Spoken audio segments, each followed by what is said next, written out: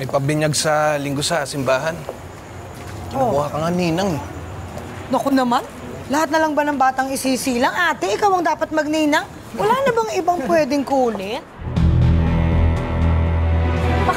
Baka naman pwede kayo.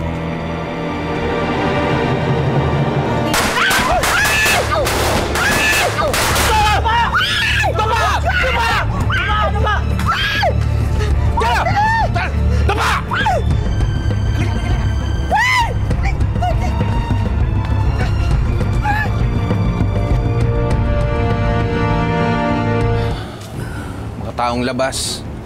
Pagkamalan tayo nag-aaklas na magsasaka. Magsasaka? Itsura kong to? Mukha ba ako magsasaka?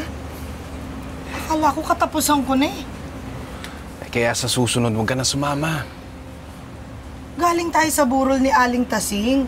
Akalain ko bang gagamitin niyo yun sa kampanya? Ate, mabuti pa magdagdag ka ng security.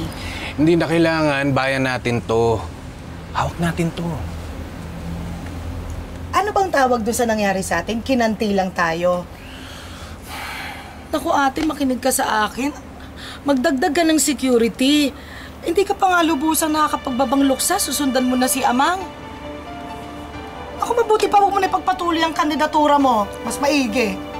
Tinatakot lang nila ako. Bakit hindi ka natatakot? Ay naku, napakarami nang nangyari sa buhay ko para matakot sa isang putok.